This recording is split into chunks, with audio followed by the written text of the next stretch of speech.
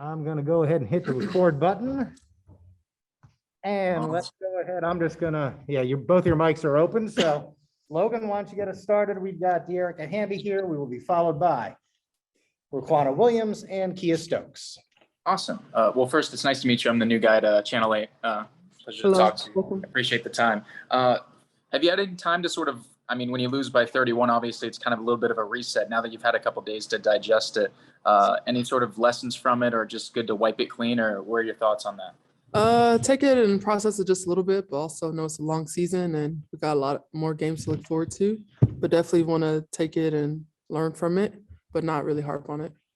Is there, I guess, what is the mood like in the locker room just from this stretch? I feel like, obviously it felt like you guys were coming out of it on Friday night's win a little bit, but to kind of get a little bit of a reminder like that, is there any sort of message that's been echoed in the couple days since? Just to reset and kind of regroup, and we want to get some momentum going into All-Star break. Fighting a little bit of fatigue right now, but just mentally reset and try to regroup. When it comes to fatigue, how warranted and is this All-Star break going to be, just from a rest standpoint as opposed to the actual festivities and all that stuff? There probably won't be much rest, honestly. We have 4 of the 5, and I know Chelsea's got something she has to do as well, but packed weekend, so I wouldn't really call it rest, but probably be nice to take your mind off of Aces basketball just for a second. Is there ever a time when you're going through a losing stretch at any point in your basketball life where it's just good to get away from the game when you're going through a, stretch like this one? Absolutely. The WNBA schedule is every other day, so there's not much time to kind of have a day to yourself, really. So yeah. Do you ever wish that there was kind of more space in between games with a longer season? You've seen the NBA kind of adopt that, where they've given guys more rest and load management and all that stuff. Do you all feel that at the moment? It is what it is. I feel like we're kind of accustomed to it at this point. It's all I know, honestly. Just the way the summer works with our different schedules and the Olympics. And so it's always something kind of crazy going on each summer. So I feel like I'm used to it to some degree, but it doesn't obviously take away from it. Between the fatigue and I guess the rest, like you're talking about, is there ever any more of a message for the bench and anything like that? Obviously, you're talking about the starters. A lot is on the shoulders there. Has that been a message going on in the locker room at all? Or just what's the standpoint of, getting good minutes from some of those coming off the bench to take that relief off? Yeah, we've been trying to emphasize it, finding a way to get them some confidence, because we know now that they're really important, and down the stretch they're going to be super important. So trying to find ways to integrate them into what we have going on, and find ways for people to step up and contribute. A lot of championship caliber teams kind of look back on times that are rough stretches, and they find that those are the things that they were able to find that sort of championship DNA through. Has there ever been any inkling or things that you've seen already to this point that you might be able to say, hey, we can take this from it when we do get out of this?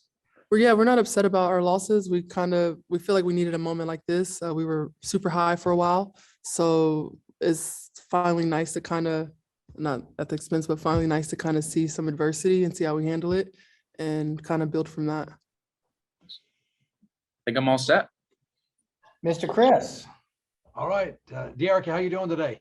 I'm tired. Yeah, I bet that was kind of following up on what Logan was saying. I think it almost seemed like Kelsey was alluding to that the other day following the game in Minnesota, that because of injuries and the bench hasn't really produced, that you starting 5 have really had to carry the load for really most of the season so far. And I kind of wondered if it is catching up just a little bit with you guys. Definitely think it's catching up. And obviously for Kelsey and I, it's a new role.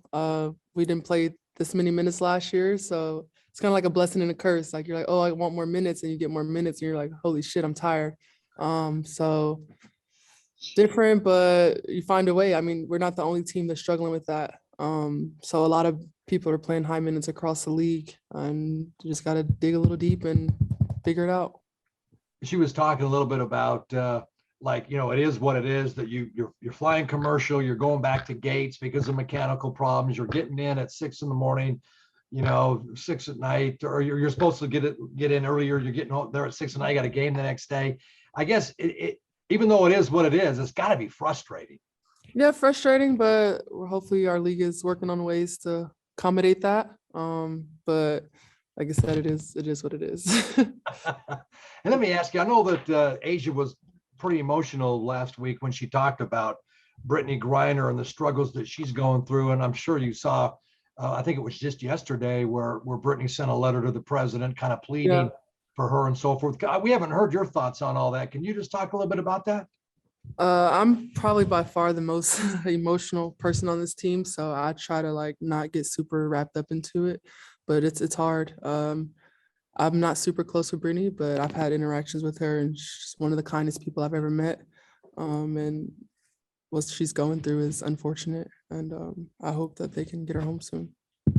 When you look at it, it touches a lot of people's hearts, I'm sure, when you look at her in shackles and being walked out and pleading, with our president to try to do something, and it just seems like there's no progress being made.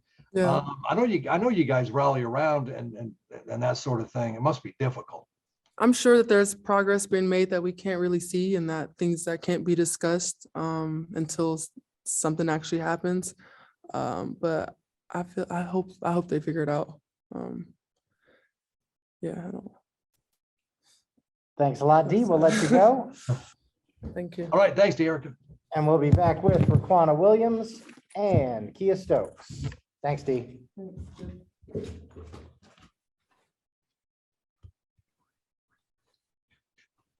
Hey, Jiggy, can you hear me? Yep, hold on one second. Let me click on that.